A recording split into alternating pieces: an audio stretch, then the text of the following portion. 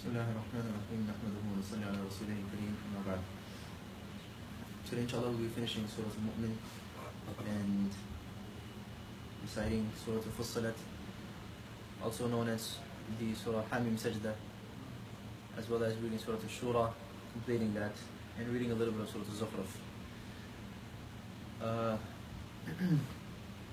Surah Al-Hamim Sajda is another word that has been given to the surah is Surah Fussilat, which means clearly explained.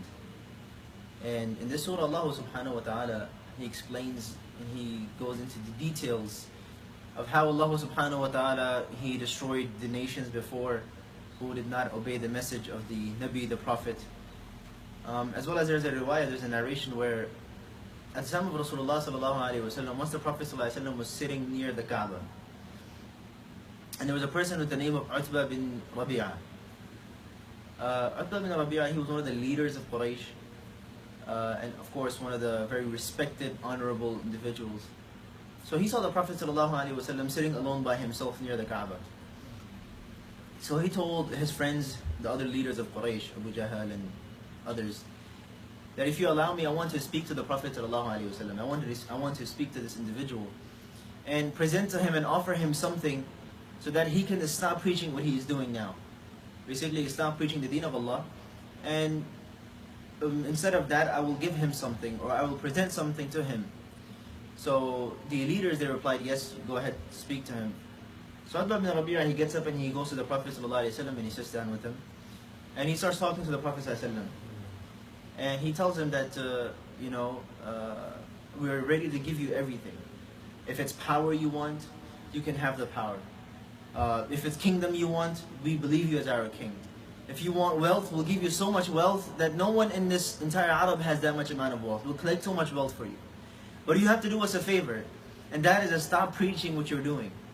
Right? Stop telling people about the deen of Allah. Stop doing what you're doing, and stop cursing our idols. So the Prophet ﷺ heard him, and the Prophet ﷺ kept listening to him for some time. So when he was done presenting all of his offers, the Prophet ﷺ said that, are you done? Are you finished talking? He said, yes. So the Prophet ﷺ didn't say anything of his own. He started reciting this surah, Surah Fussilat. Hamim tanzilun min ar-Rahman ar-Rahim, kitabun fussilat ayatuhu Qur'anan Arabiyyan liqawmi ya'lamun. The Prophet ﷺ recited a few verses from this ayah, from this surah. So Utbah bin Rabi'ah, he stopped the Prophet ﷺ himself. And he told the Prophet ﷺ, please stop.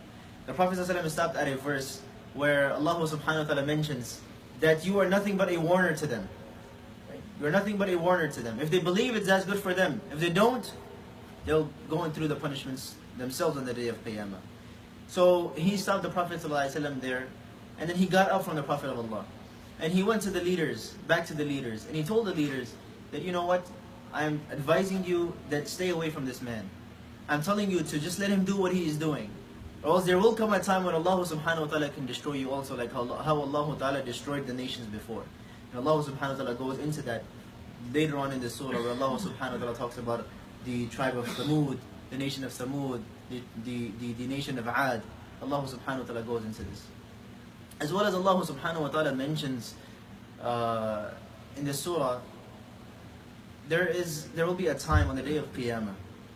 And there's a narration by Anas radiallahu anhu, where Anas radiallahu anhu, he says that once we were sitting with the Prophet sallallahu alayhi wa sallam, and the Prophet ﷺ, he looked up and he started smiling. So when he looked back down, he asked us, does any one of you know why I started smiling? Why I started laughing? So the companions of the Prophet ﷺ said, Ya Nabi Allah, we do not know why you were laughing, why you were smiling.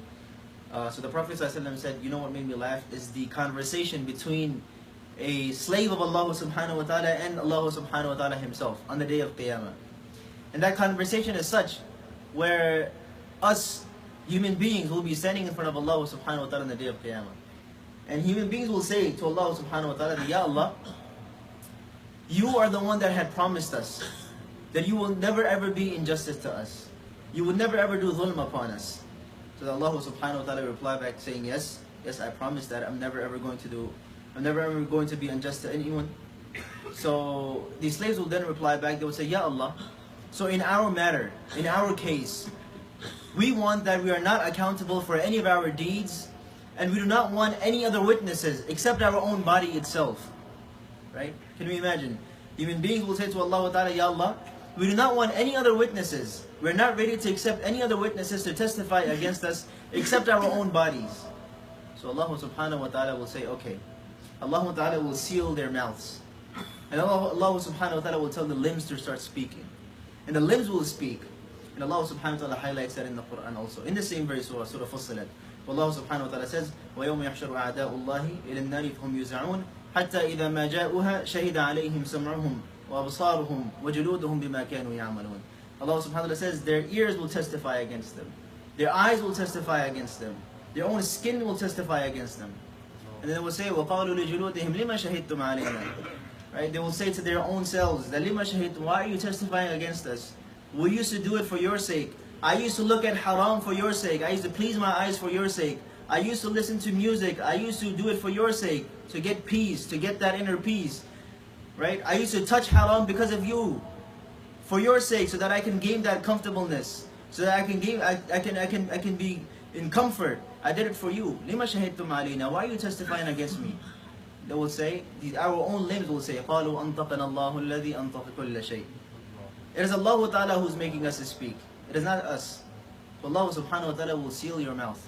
Allah Ta'ala will tell your ears to testify against you. Your ears, your eyes to testify against you.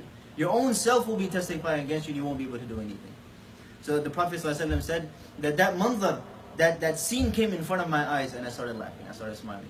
And look at that, the slaves of Allah Subhanahu wa Ta'ala, how helpless they are. And anything Allah Ta'ala can go and make it against them, turn it against them. And towards the end of Surah Al-Mu'min, Allah Subhanahu wa Ta'ala, the adab of Jahannam, Allah Subhanahu wa Ta'ala highlights that. May Allah Subhanahu wa Ta'ala save us all. And which is why I always say that one of the very main purposes of the month of Ramadan is so that the last and ya'idkum min al-nar, so that you can be free from the fire of Jahannam. You can ask Allah Subhanahu wa Ta'ala to free you from the fire of Jahannam.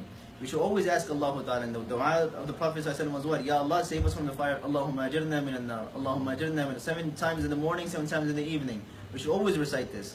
Anyhow, Surah Al-Mu'min towards the end, Allah Subhanahu wa Ta'ala highlights, and Allah Subhanahu wa Ta'ala talks about the people of Jahannam, and how Allah Subhanahu wa Ta'ala will throw them into the fire of Jahannam.